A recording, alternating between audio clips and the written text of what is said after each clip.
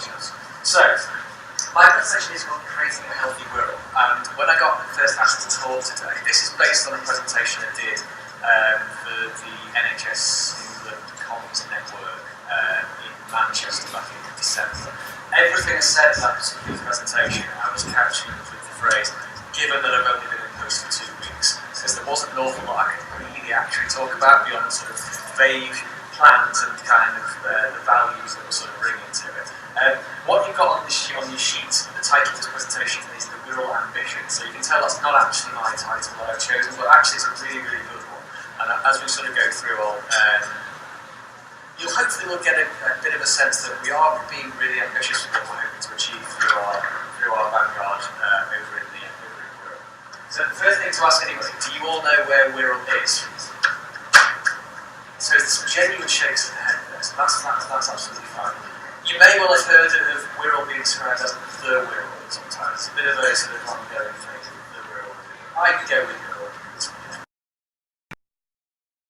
little peninsula, and it is stuck right between the coast of North Wales and sort of Liverpool on the other side. Okay, so it's kind of Merseyside stroke sort of Cheshire. It's its own little sort of like little community of about 300,000 people, and it is, as I'll sort of describe now, it is one of the areas with some of the most acute health inequalities in England. And if you ever look on a map and see what Wirral looks like, if you look at it sort of on Google Maps and you can see the road network, you'll see that there is a motorway in Wirral called the M53, and it goes right slap bang right down the middle of Wirral from the coast right almost into North Wales.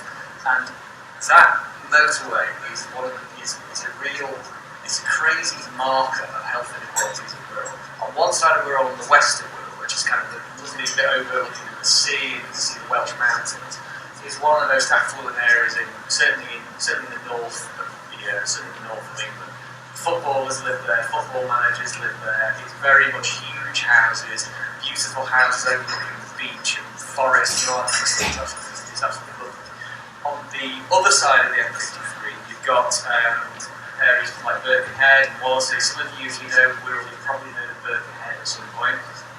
So this is very much a community that is sort of post-industrial. You know, back in the day when Liverpool was the Empire's second city, Birkenhead was a really big part of that in terms of the shipbuilding, etc., etc. Sort of since then, when the 20th century sort of happened to sort of industrial communities and towns right across the UK. Wirral is a really, really good example of, I would say, probably post-industrial decline and the impact and the legacy that has had on people's aspirations and people's health and well-being as a result. So we have a really interesting example in Wirral of, I would sort of call it, it's almost like in terms of health and well-being champions, it's kind of is a bit of a microcosm that we have in terms of how it is really for the rest of the country. Really massively different, acute differences in health inequalities in sports. We are a vanguard area, okay, and our vanguard partnership, in fact we're talking about partnerships today, is really useful. Includes all these people along the footer of this PowerPoint, which I appreciate is incredibly small, so I will read them to you. There's Wirral CCG, there's Wirral Council, there's Cheshire Wirral Partnership NHS Trust, and they are they provide a lot of mental health services sort of to our particular community and also to Cheshire as wider. There's the Wirral Community Trust, who deal with lots of basically community health services, which you're all sort of familiar with. There's our big hospital trust, Wirral University Teaching Hospital, and NHS Foundation Trust. They run 2 quite large hospital sites in the area, and so local professional committees. So that really refers to GPs and things like that. But in the spirit of talking about partnership and what is a partner and what is a partnership, so what is really missing from that list, because this is really the list of what we call Wirral Partners, which is the actual sort of body that went for vanguard status, and these are the accountable sort of organisations kind of within that vanguard. It does miss out our amazing voluntary sector, and I'll talk to you a little bit about some work we're doing kind of right now in Wirral around some engaging with some of our hardest to reach bits of our community. Our voluntary sector, Health Watch, there's an organisation called Community Action Wirral, which is the kind of federation of all the voluntary organisations in Wirral. I've done an absolutely incredible job. I'm doing an incredible job of helping us to reach our communities. Parts of the communities that the NHS and the local authority have always struggled with. Some examples I'll talk to you about. So here's just a bit of an example of our area. We've got about 300,000 people living in Wirral right now.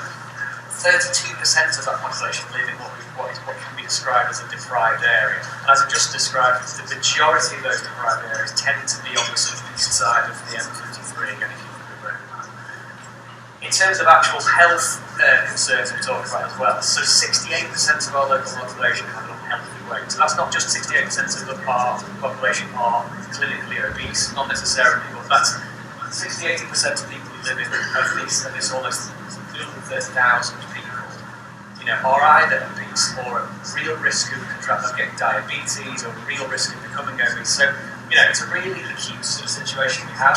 20% of us smoke in Wirral and 15% of our population live alone. Okay, so the reason I think that's a really key sort of fact is that if you start to add all these things up, if you start to add in sort of post-industrial decline, you start to think about generations in the same family that have done the same thing, and all of a sudden that sort of specialism in there. So you've got kids that move away, you've got potentially older members of the family that grow up with smoking and now are into sort of acute healthcare situations, which people die, people leave people living on their own, which leads to potentially a cycle of depression, a cycle of other unhealthy behaviours. So I think this just sort of goes to show we're no longer have, I think, a lot of sort of primary and acute services models, PACS models, as Anthony sort of described earlier.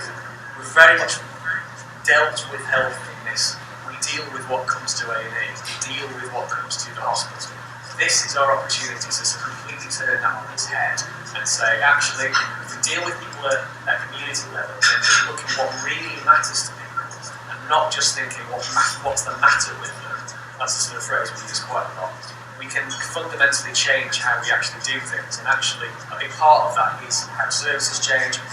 Another huge part of that is how actually we effect a mindset shift in professionals and partners, but really important with our community as well. So just to give you an indication of sort of our vanguard, and just so you're all absolutely aware, I'll talk to you a little bit this in a slide's time.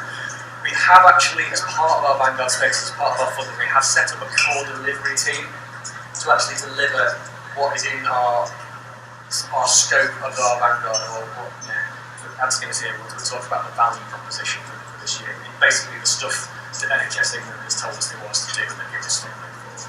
But as part of that, we've actually set up a team which is going to be about sort of 14 to 15 people.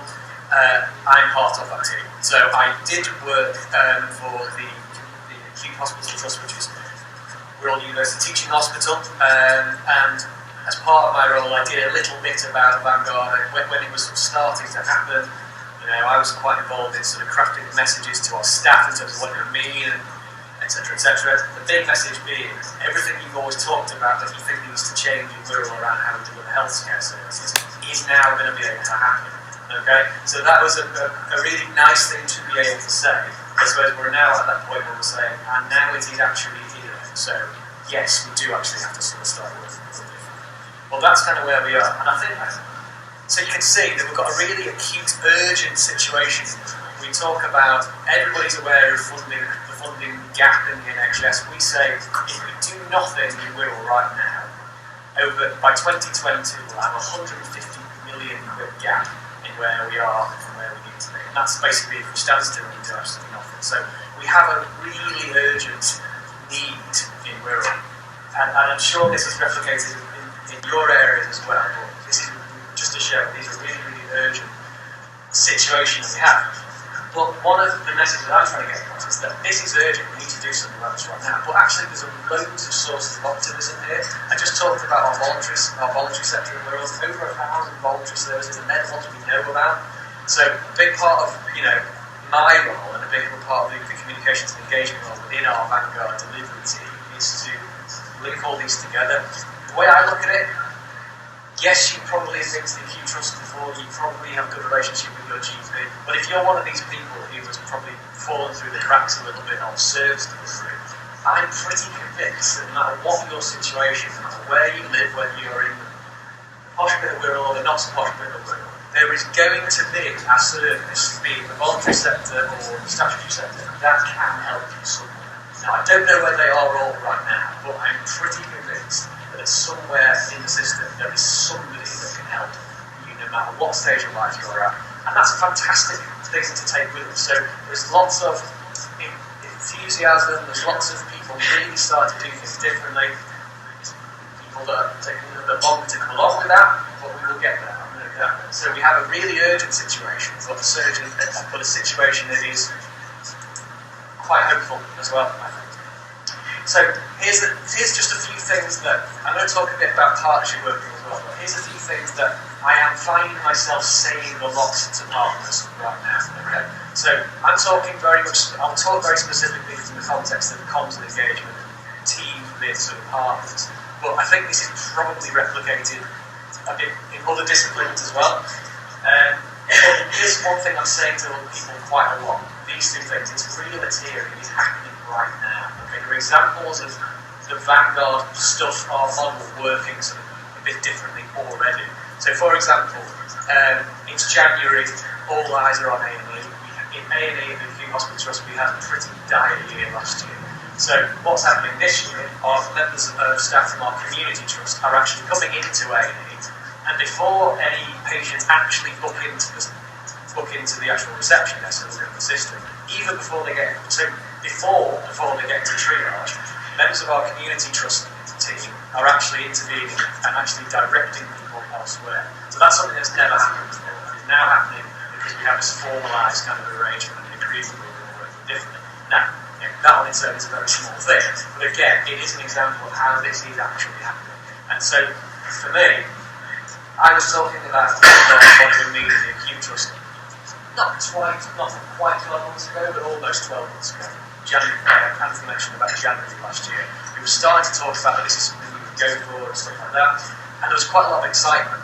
But since then, it's taken a little while, and it's 6 months has passed, 9 months has passed, but here we are, and it is actually happening. And you know what? Yes, as partners, do have to start doing things differently now. And that is something I'm finding myself sort of saying quite a lot, and it's getting there. So one of the messages I'm also sort of saying to people is that really what we're trying to do here is actually how things should work anyway. You know, we've heard a lot sort of already with what Claire was talking about with different partners, and we talked a bit on our table about what are the things that really stop the partnership working, and the big thing is competition, the big thing is not sharing things. And I think on this table over there, yourself, you mentioned that people out there, they don't care who delivers what service. People think about one NHS. I don't know anybody who we go out and speak to in the community who gets misty-eyed and gets all emotional when they think about Wirral University Teaching Hospital NHS Foundation Trust. But speak to them about the NHS, and people are fiercely defensive. They love the NHS. It is one of the great sources of national pride in this country, no matter what your political affiliation, and that's pretty incredible. So people don't really get emotional when they think about Wirral CCG or Wirral Community Trust, but they sure do when you talk about the NHS and the future of the NHS. And so this is just our opportunity to say, you know what we're doing here, it's revolutionary to us, but to those people out there, this is how they kind of thought it should sort of work anyway. A great point here on our table was talking about how a barrier to partnership is IT systems. Totally, really relevant point for some of what we're doing here in Wirral. As part of our Vanguard status, what we're doing is we're actually creating what we call the Wirral Care App, which is actually something quite simple as the acute trust and GPs, and in time, sort of later this year, our community trust, looking at the same information about a patient. Now, we're going through lots of work on this particular thing right now. We've got big consultations in the process. We're trying to sort of do it very much a sort of a social marketing approach and sort of taking people with us on this journey. Because people have very legitimate, very real concerns about their data being shared and stuff. We only have to think back to care data, what can I say, situation last year to see if you don't handle these things sensitively, what can actually happen. But so some people we speak to about, you know, GPs and hospital trusts looking at the same information, essentially sharing your data. Some people are genuinely concerned about that, and we need to meet those concerns, but most people we speak to about it sort of go, I want to do that anyway. Isn't that sort of how it works right now? What would mean that when I go and see my doctor and then I go and see, and I have to go to a consultant appointment, it's not the same information. How does that even work? So that's just a really, really good example. And I think when we were at Vanguard's complete thing at the Oval in November, I think this is probably the best strapline we can come up with for what Vanguard's actually sort of works and how we talk about it. It's pretty much the NHS, how we thought it worked anyway. That's pretty much kind of what we're sort of saying to the general public. Yeah, we are doing things differently, but we're trying to get to a point where the NHS kind of just works for everybody, and it feels like you're dealing with one healthcare system. As comms people, I think this is a really important thing. You know, if we are working with Vanguard, or actually if not, but especially if we are, I think this is the opportunity. This is when I try to convince people, my comms colleagues in partner organisations, that this is a great thing to be involved in. It is our opportunity to rip up the rule book and do things how we think they should be done anyway. Think about, in your organisations, if you work in a big sort of Q trust or whatever, think about the frustrations, think about, you know, the hoops you have to go through to get the simple thing done. Sometimes, not always, but sometimes. This is our opportunity to say, actually, how communications and engagement needs to work in this new age is completely down to us as communicators to decide. And for me, as communications and engagement manager for Vanguard, and being very lucky to having directors above me who have, you know, appointed me to do a job and trust me to get on with it in the way that I see fit because they trust my judgment. It's a fantastic place to be. And I think part of my role is actually within our comms colleagues across the partnership is to show people that, you know, we have the permission to do things differently now. We have the permission to be creative. We have the permission to be a bit leaner in how we deliver things, but we have the permission to just get on with stuff and do stuff. You know, I think that's a really, really nice place to be. Really interesting message I'm sort of saying for all our partners. And I think on our table we're talking about barriers to partnerships. One thing I sort of come up with it once or twice is that we don't want people to think that working in partnership is another task on top of a very busy day job. And I think a lot of people who feel like that is utterly understandable. The mindset shift we need to sort of get to is that this isn't something else you need to do. This is something that is just part of our reality. Okay? So it is the future for all of us. As I said, this is even just in Wirral. If we don't get this right, we're going to be even £150 million further in the red in 5 years' time. So for our services to be sustainable, this approach this is what this approach is all about. So as communicators, we need to learn to tell that story a bit more together in everything we do. There's a few challenges around that, but so I'm not going to bore you with this too much, but this is just to show you that we have our team.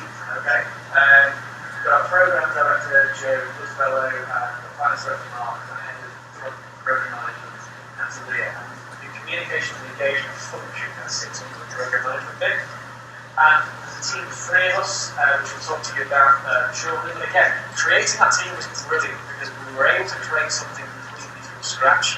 And if you go on to look at the hashtag ideal comms team at some point, you will see the conversation that. Are any of you familiar with Comms 2.0, that organisation? Yes, you not. Lovely people, love those guys. And learned so much off being part of that. Being part of that really informal but very supportive network. So I wrote a blog just as I was about to start this job on Comms 2.0 saying, if you were starting a comms team from scratch, what would you have? And let's say you only have 3 people, it's like, what would you have? And we actually hosted a big Twitter chat on that actually there. So you'll see a really interesting discussion over one lunchtime back in October sometime.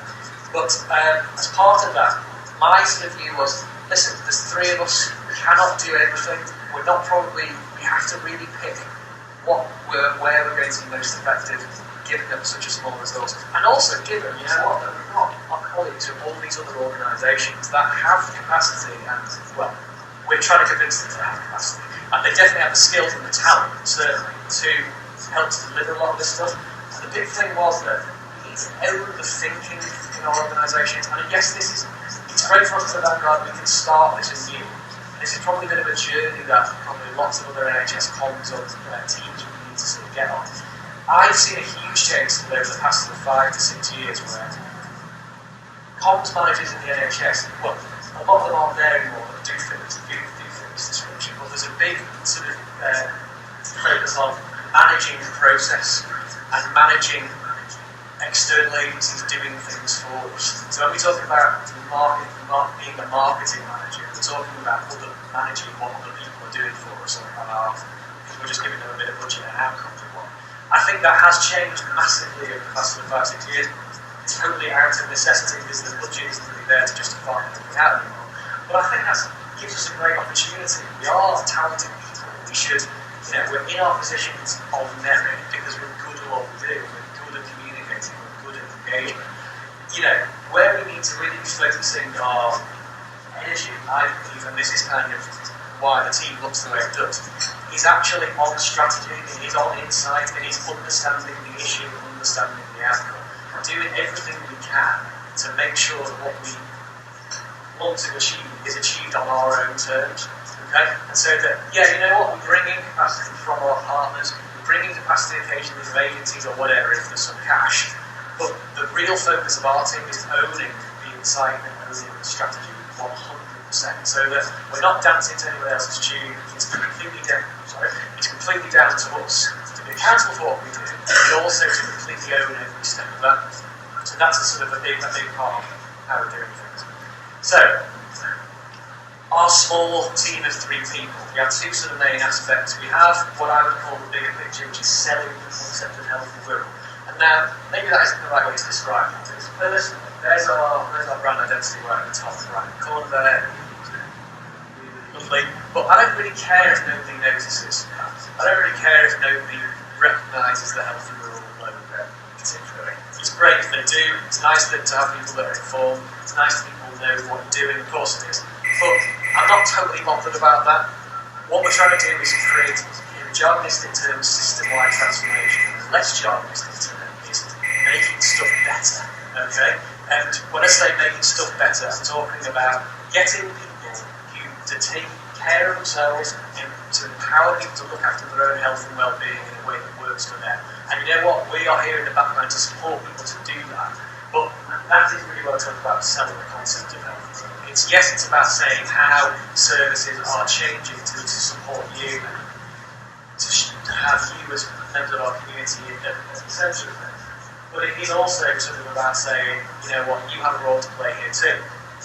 We all need to sort of try and live healthier, happier lives, and we all need to sort of do things a little bit more for our neighbours and our community, people in our community who are a bit more vulnerable. So there's that very bigger picture of things are changing, we all have a role to play now, getting that across. But we are dealing with, within the scope of our value proposition for this year and also for next year, we do have specific things that we're going to deliver. So that is around stuff like we just described the Wirral Care Record. There's also things about transformation in the way that our urgent care services work, and also how things like diabetes pathways work and all that kind of stuff. Now, our comms team are not experts in any of those things. We have people within the team that are, and we have people around the economy, the partnerships that are as well. But our role is to try and bring what we call the human aspects to all these projects as communicators. It's not just to be the ones that send the leaflets out and do the posters. It's to bring the behavioural, the human aspect to the projects that we deliver. So the Care Record is a really, really good example of that. We know in general, people, hospitals and GPs sharing the same information is kind of a good idea. It sort of kind of makes sense. I think everybody's sort of generally, well, not everybody, but we know of people surveyed in Wirral, 90% of people who responded to a survey said, yeah, we should be doing this, okay? So we know people think it's generally a good idea. We've definitely got the expertise, we've got systems in place, we've got support to make the digital infrastructure work to make that happen. However, we also have this slightly inconvenient thing over here, which is people's perceptions of sharing information and computer hackers in China and Edward Snowden and all this kind of thing. So these are very legitimate concerns that we do really need to work with, and we need to sort of take those people on a journey with us as well, because care data is the ultimate cautionary tale in NHS comms, I think, because you had a system that worked, you had a thing that was a good idea, you had lots of people throwing information out there, but were people really taking on that journey? Did you convince anybody along the way that had worries about it? Did you take those people with us? Did we help them to transform the system? Did we help them to create a system that worked for them, and were they happy with it at the end? I think we know the answers to that, and that's fundamentally what we're trying to do with all our projects. Our role is not just to be the people that say, hey, your services have changed. Our role is to feed in the human aspect into service delivery and service change, which is super exciting.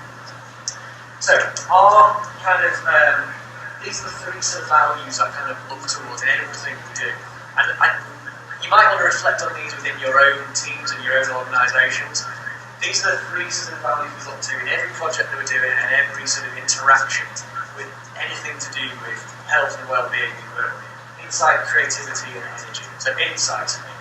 Nothing gets done if there isn't an evidence base. Okay? No press releases, no nothing. Nothing gets done without an evidence base. And the evidence base comes from our community, telling us what really matters to them and what's important to them. Okay? Creativity. Using that evidence base to, do really fun stuff. Do creative, distinctive communications that we're proud of as communicators, that we can look at and say, yeah, great, job well done.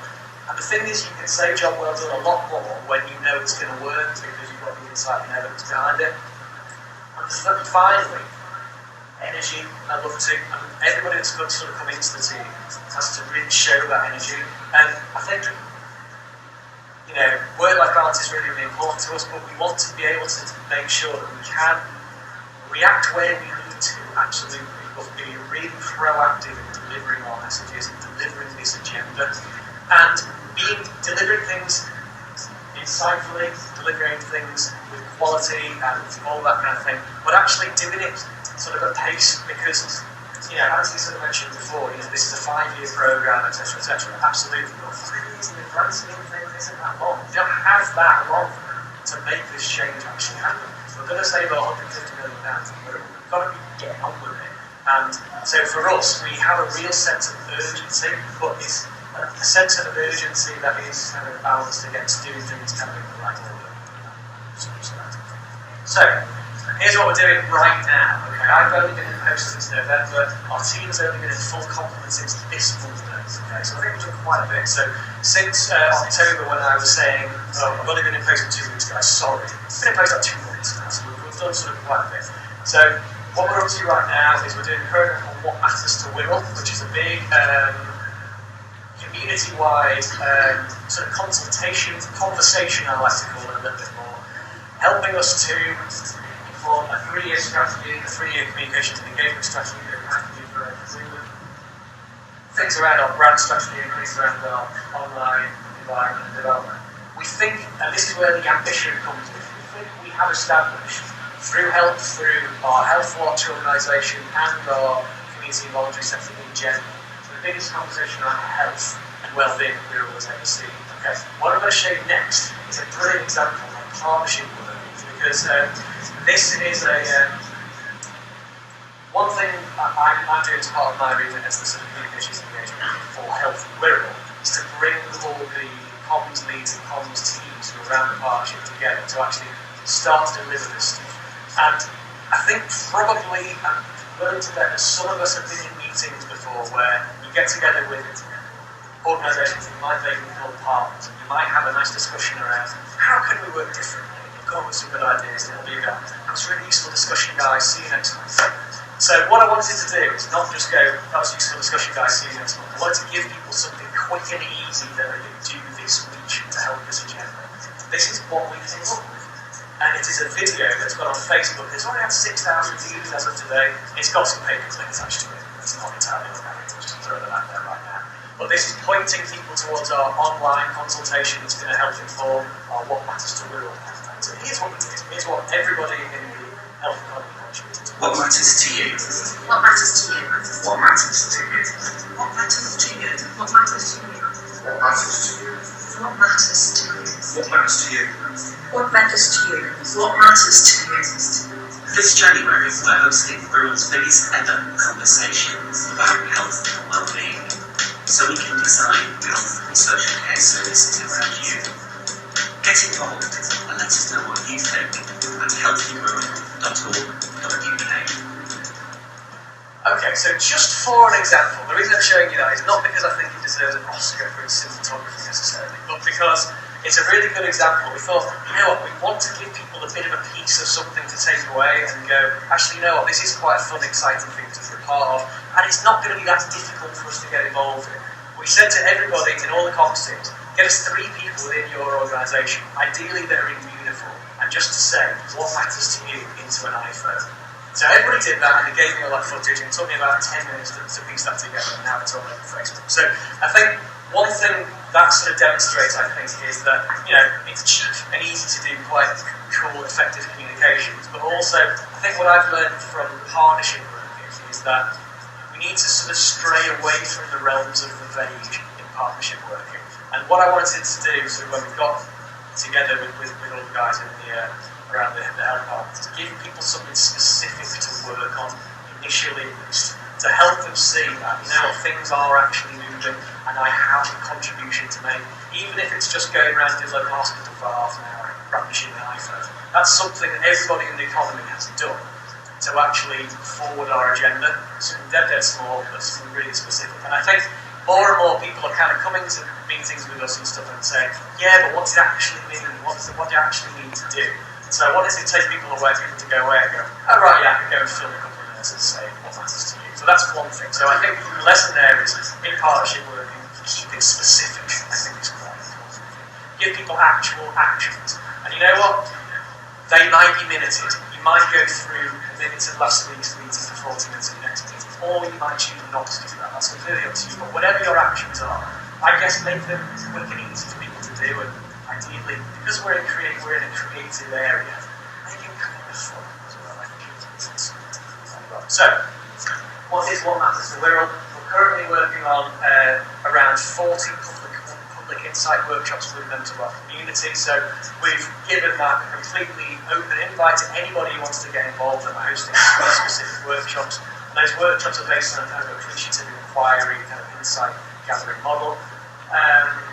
But as I say, we've also gone through we're partnering with our local health watch in terms of linking us to some organisations that we've probably never really dealt with before. So as a result of that, we are running sessions with our LGBT support group, we're running sessions today, I think you guys the team are running a session as we speak with our multicultural women's organisation. Again, two organisations that probably in your area is the equivalent are being dealt with all the time, but for Wirral it's quite new. So already, just by having that conversation with our community involvement sector, things are starting to happen and we're getting into parts of the community that we've never really got into before. Through we've got our online survey as well, which is asking the same questions that we're asking in our workshop. But a really brilliant thing, which is another brilliant example of partnership working, I think, is our Live Well team at the Community Trust, which is our sort of team of health trainers and health visitors. They actually came to me and said, hey, we think this is something we should be involved in. Can we help deliver some of these questionnaires? Can we ask people these questions when we're doing health visits to some of the people that you're never going to get through your community monitoring centre that would volunteer to come to the event? And so that is, that's a really great example, I think, of partnership where some of the specific people that do are actually helping us to sort of forward our agenda. So what's next for us? So what's next is all this work is, going to help inform our 3-year communications and engagement strategy. That's kind of why it's there. But it is giving us something a lot richer than that, which is really what is it that really matters to people in our community. Okay? Not sort of how best do we tell them about our services, but what really matters to people, which then tells us things like how do we shape them so that they're at the centre of things, how do we make it so that it feels like one journey, if that's what's important to people, for example. We're just working on our value proposition on Vanguard funding for next year, so I've done my big bit, it's quite ambitious, I'm not going to lie, and really, so that's going to sort of inform kind of what we do sort of over the next sort of 12 months, and we've got some really exciting plans for that, which hopefully NHS will agree with. And I think this is our big thing, it is about making stuff actually happen, it's about making change happen. I did sort of say you need to stray away from the realms of the vague. I know that's a bit vague, but for us, what does change mean? Well, for us, change means really fundamentally changing the relationship between health and social care services and our community. So it's pretty big. It's really big. That's quite scary at times. But now it is basically about making that happen. The way we're making that happen is we have an absolutely brilliant team in place, which I'm very privileged to be part of. But we also have a list of really specific projects around service redesign and around self-care and self-management among our communities. There's loads of behaviour change going on. There's loads of actual sort of service design changes happening as well. So I think I've made that sound quite exciting. I'm hearing myself sort of say that's kind of once you get lost in the detail yourself, sort of during the day, yeah, we are doing something. So as comms and engagement people, here's what we think our role sort of is. It is our role to sort of lead and drive the agenda and link all the comms teams together to help them to get inside that mindset as well. So yes, sometimes it is about, hey, can you do this for us this week?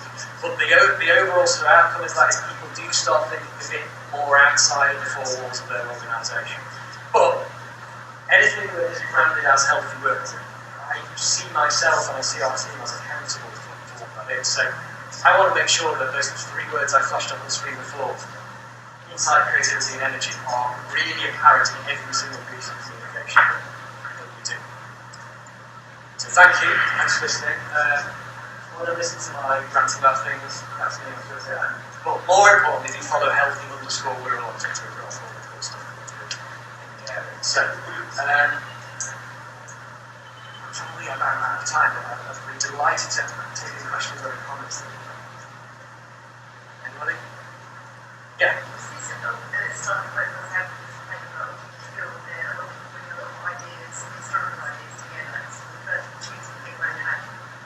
So it's a great question. I think a bit of both. From a communications point of view, I'm making us come to a language paper. And that's what's really quite exciting. I think we are saying we need to throw out all our preconceptions about our community. We need to throw out the way we do comms in the NHS and bring some completely new to that. And that is a blank piece of paper. Some people find that slightly terrifying. I find that really exciting. That's maybe call me a crazy man. But I think it is about bringing our approach to communication. You know, it is a blank piece of paper. And I think the way you fill that blank piece of paper is through inside out.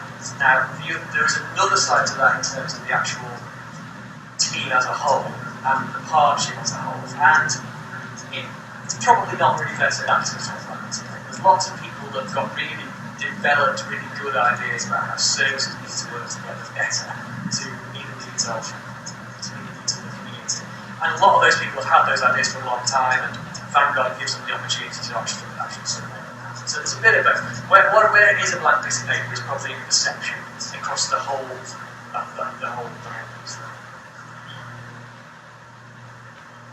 Anybody else?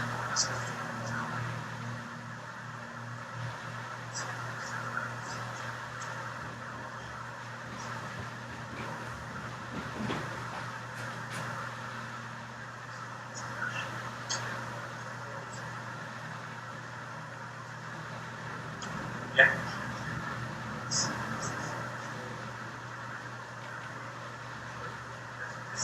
Yeah. Yeah.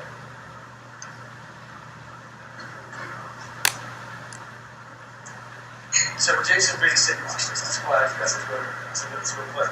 I say there's only 3 of us in our team, so we want to focus our energies on what is most important. And what we think is most important is the inside of the strategy office. But in a very similar situation, we've got a lot of talent and a lot of context around the economy that maybe we don't have necessarily ourselves.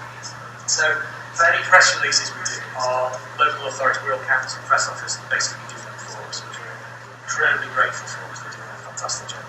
Brilliant contacts and relationships in the local media that would take us years to develop if we were going from scratch with standards of development. So that's a really good example. So media buying, we're not really into that yet, but yeah, it's a really good way of looking at it. It's probably going to be more economy to scale elsewhere in partnership with our team. Yeah, we're doing something like this.